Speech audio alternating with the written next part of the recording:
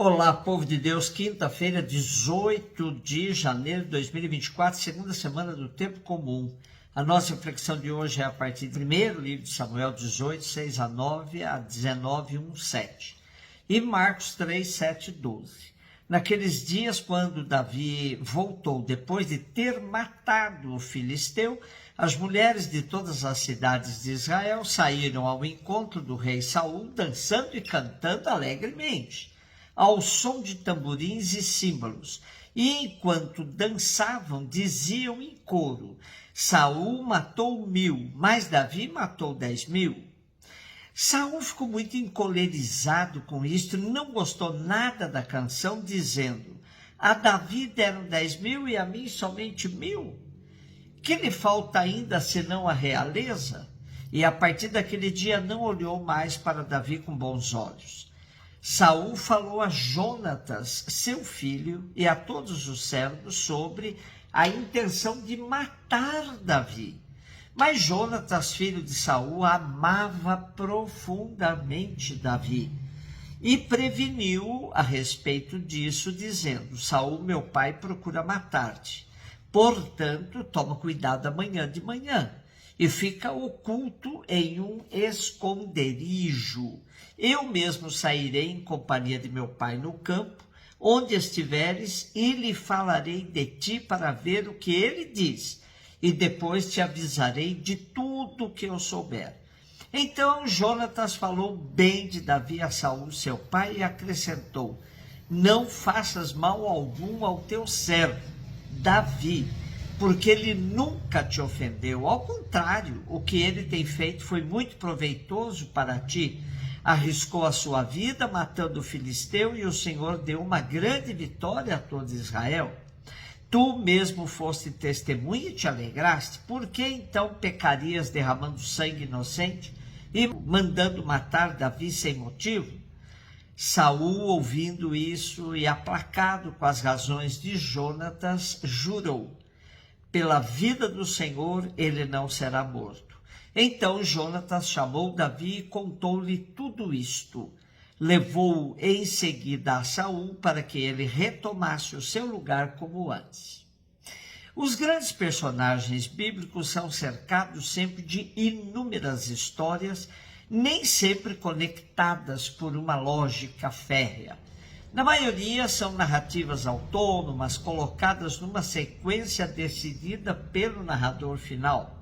O texto de hoje tem a finalidade de ir preparando a substituição do reinado de Israel.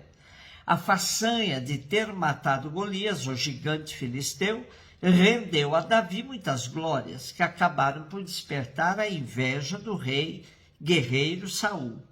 Interessante a frase dita por Saul nesta ocasião acerca de Davi: que lhe falta ainda senão a realeza? E Saul não escondeu dos seus a vontade de matar Davi. Este é descrito como um homem sedutor, desde sua eleição, apresentado como um homem de belas aparências. E foi graças a isso que Davi despertou no filho de Saul, o jovem Jonatas, sentimentos muito profundos. O texto de hoje diz literalmente que Jonatas o amava profundamente. Jonatas, movido por este sentimento, vai proteger Davi, alertando-o da fúria de seu pai Saul. Ao mesmo tempo, vai intervir junto ao seu pai Saul para que este seja removido da vontade de matar Davi. O mais comum seria pensar em Jonatas para suceder o seu pai no governo de Israel. Mas o autor sagrado vai costurando a narrativa, favorecendo a Davi tal sucessão. Se a inveja de Saul quer matar Davi, o amor de Jonatas salva-o.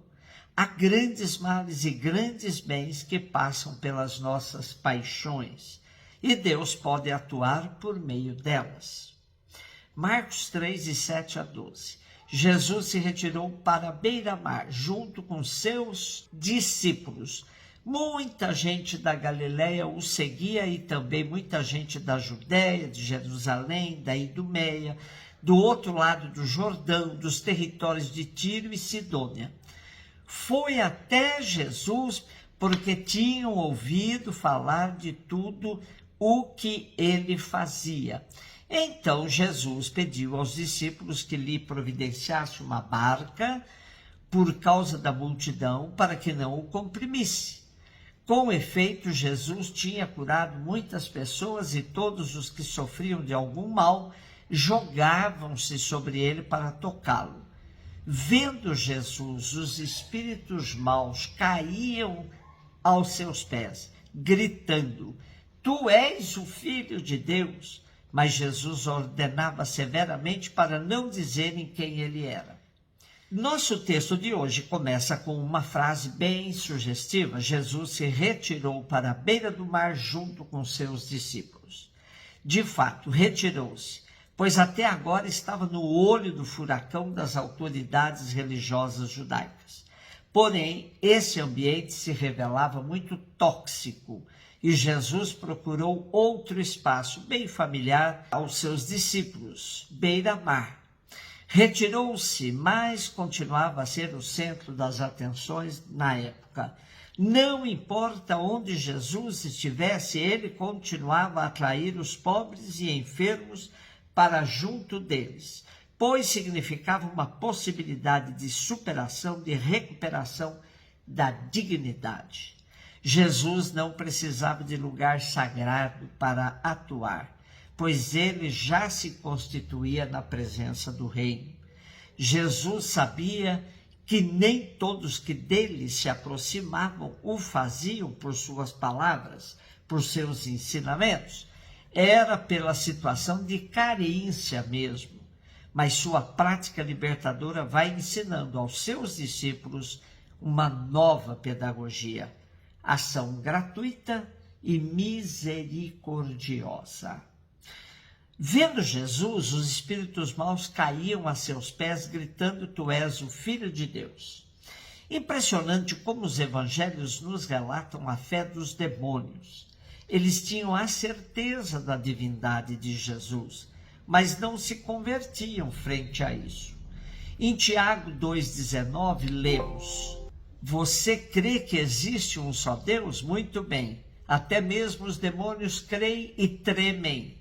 Fica claro que pessoas que dizem acreditar em Deus, embora não demonstrem nenhuma evidência de fé, têm um nível de crença semelhante ao dos demônios. Aqui é que entra o perigo das religiões. Nem toda pessoa religiosa é verdadeiramente uma seguidora de Jesus. Precisamos superar o nível de crença dos demônios. E isso só o fazemos se vivermos na prática da justiça, cultivando a misericórdia, demonstrando nossa fé por meio de uma vida ética e reta. Cuidado com as falsas seguranças que muitas práticas religiosas oferecem. Um beijo no seu coração.